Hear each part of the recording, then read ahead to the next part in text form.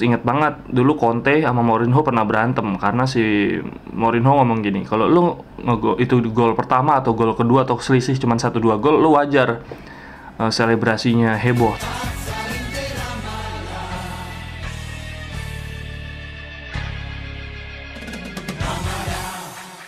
Teman-teman, ketemu lagi di Cerewetin Inter, video yang gue buat untuk membahas segala hal tentang Inter, klub favorit gue. Kita bahas dulu di dalam waktu dekat, Kamis dini hari, besok, ntar malam nih, ntar dini hari nanti ada Inter lawan Shakhtar Donetsk penentuan. Tapi gue mau bahas dulu Inter lawan Bolonya. Hari Minggu kemarin kita lawan Bolonya menang 3-1, menang aman dan sangat nyaman. Udah lama Inter nggak menang dengan situasi pertandingan seperti ini ya. Lini pertahanan udah kembali solid, Skriniar juga malah menurut gue di antara 3 back Skriniar yang selalu mainnya paling konsisten, paling bagus. Handanovic juga perlahan kembali ke performa awalnya, kita nggak perlu takut banget, nggak sedek-dekan kemarin-kemarin ya, tiap ada shot gol. Walaupun lawan Bolonya harusnya sih nggak perlu ada kebobolan. Bisa oke. Kemudian Hakimi 2 gol. Hakimi ini sisi kelebihannya menurut gua, dia dikritik kan kemarin-kemarin defense-nya jelek, dia sempat kalah saing sama Darmian dan Darmian langsung nyetak gol, dapat kesempatan main berturut-turut. Tapi ternyata Hakimi ketika dia dapat kesempatan malah menunjukkan skillnya. Ini adalah bukti bahwa Hakimi punya mental yang bagus, nggak kayak Eriksen. Kemudian di sisi kiri Perisic, ya masih nggak sebaik Darmian, nggak sebaik Ashley Cole, cuman dia pertahanannya dia mulai ngerti cara bertahan sebagai wingback. Di lini tengah waktu lawan Bolonya, Inter pakai Vidal, Brozovic, dan Gagliardini. Kali ini Brozovic yang kembali ke permainan terbaiknya setelah Inter merubah formasi. Conte merubah formasi dari 3-4-1-2 jadi 3-5-2. Brozovic jadi deep lying playmaker atau regista. Dia mengontrol permainan dari belakang, sangat bagus. Asisnya ke Hakimi juga gokil, membelah lautan tuh kalau bahasanya siapa sih Manjuntak itu. Terus Gagliardini juga konsisten. Barella akhirnya istirahat, Vidal yang main. Cuma Vidal udah sekalinya main kemarin lawan Barca kartu merah, sekarang dia cedera.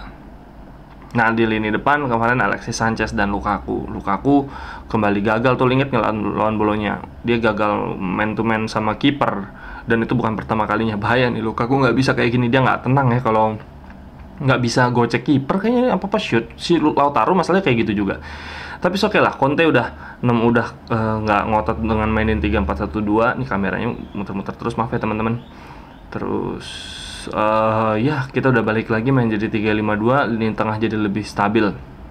Di lini depan Alexis Sanchez, Lautaro, dan Lukaku bisa diandalkan semuanya untuk rotasi. Tapi semoga kita bisa segera dapat backupnya Lukaku.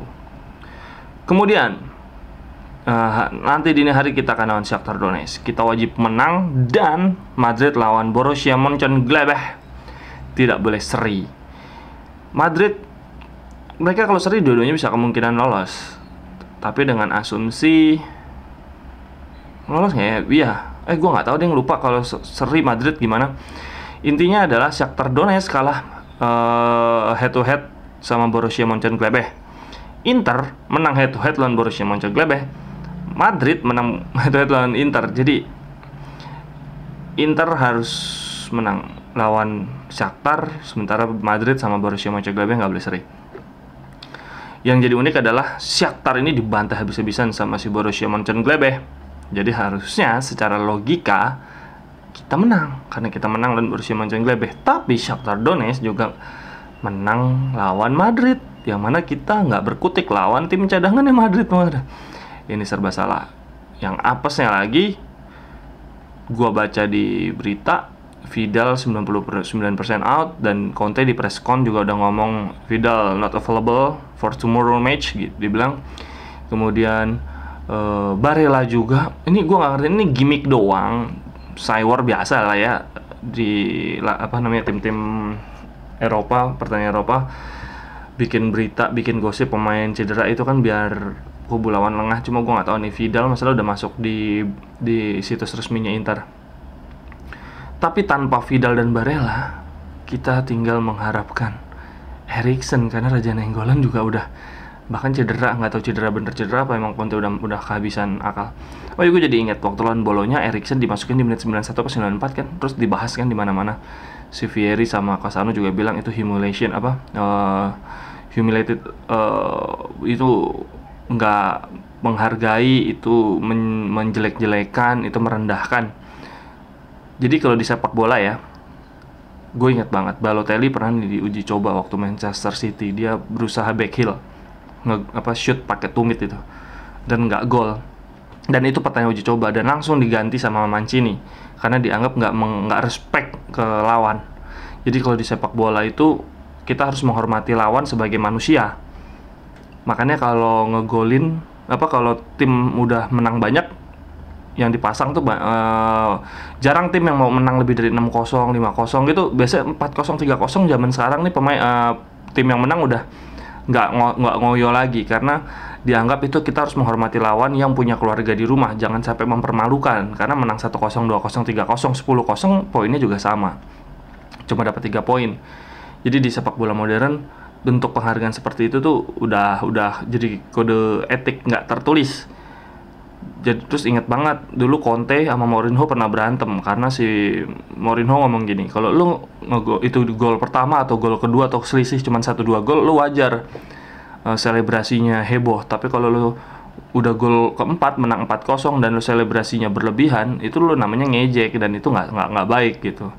Itu nggak respect ke lawan gitu. Jadi si Mourinho juga ngomong ke Conte bahwa Conte ini orangnya nggak pernah, waktu mereka lagi berhadapan, jadi bahwa Conte itu nggak respect terhadap lawan ketika dia selebrasi berlebihan padahal situasinya sedang menang telak. Dan Conte sekarang melakukannya lagi ke Eriksen. Eriksen masuk di menit 94 apa 91 lawan tim sekelas Bolonya dan unggul 3-1. Jadi ini nggak sedang buang-buang waktu. Kalau kita cuma unggul 1-0 buang-buang waktu wajar. Menit-menit injury time kita ganti pemain. Dan ini dimasukin pemain bintang, bukan pemain muda, bukan pemain yang butuh debut. Jadi dianggap Conte masukin Eriksen itu adalah sebagai bentuk merendahkan Eriksen, dan Conte udah ngelakuinnya 2 kali. Jadi gue rasa ini emang tabiatnya sih emang tabiatnya Conte. Gue nggak respect sih sama Conte. Walaupun ini Inter lagi mainnya udah mulai membaik, menurut gue sebaiknya musim depan Conte udahlah ganti Allegri atau siapa, atau Simeone ini yang lagi bagus banget di Atletico. Dia memanfaatkan Barca dan Madrid yang lagi jelek, sementara kita nggak memanfaatkan Juve yang lagi jelek, malah Milan nih. Gue takut banget Milan yang juara. Jadi gitu ya teman-teman, kita lawan Shakhtar Donetsk. Kemungkinan besar 3 backnya nih, Bastoni takutnya capek nih, dia belum istirahat. Kolarov udah mulai bisa loh di bangku cadangan, boleh lah buat shoot. Terus gue baca lagi di berita nih, pagi ini gue bikin video ini hari Rabu nih pas libur pemilu. Gue baca ada kemungkinan Darmian dipasang di bek kiri, Hakimi di sayap kanan.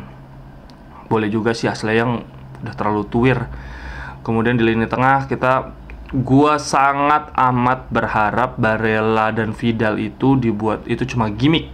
Kenapa dibilang gimmick? Karena si Conte nggak pingin dikritik, karena memainkan Gagliardini lagi. Coba teman-teman bayangin, Vidal dibeli, ini memang keinginan Conte untuk mental juara, untuk general. Barella kita tahu sendiri di permainan bagus, tapi Gagliardini adalah penyempurna lapangan. Dia pemain yang walaupun gue ejek-ejek, tapi kita harus akui Gagliardini adalah pemain yang gak punya kelebihan tapi gak punya kekurangan. Dia dibutuhin lari, menyimbangkan lapangan tengah. Jadi maksud gue adalah si Conte harus memilih antara Barella dan Vidal. Jadi dia daripada dikritik, kalau nyadangin Barella, kalau nyadangin Vidal, dia bikin gosip supaya Barella dan Vidal cedera. Jadi harus milih salah satunya. Jadi kemungkinan kalau ini cuma gimmick, lini tengahnya Barella, Brozovic, Gagliardini, Vidal masuk ke babak kedua, atau sebaliknya Vidal, Brozovic, Gagliardini. Brozovic akan tetap jadi di playmaker, dia yang terbaik. Gagliardini tetap dapat tempat, justru Vidal dan Barella ini yang harus bersaing satu sama lain. Untuk lini depan Lautaro dan Lukaku, gua harap sih jangan sampai buang peluang lagi. Alexis Sanchez bisa masuk di babak kedua. Oh ya, kalau benar-benar cedera berarti kita bergantung sama Eriksen nih. Gue nggak tahu kita jadi 3-4-1-2 atau Eriksen main jadi di 5-3-5-2, atau bisa juga main pakai 3-4-3. Depannya ada Alexis Sanchez, Lautaro, Lukaku, tapi kecil kemungkinan. Oke deh, segitu dulu aja untuk cerewetin Inter. Untuk pendapat teman-teman gimana? Gue bikin video ini bukan buat sok-sokan menganalisis, sebetulnya pengen diskusi banget. Semoga teman-teman mau berbagi pendapatnya di kolom komentar atau di Twitter juga. Gue aktif membahas Inter di Twitter di @king kita. Sampai sini dulu, sampai jumpa di cerewetin Inter selanjutnya. Bye bye, thank you.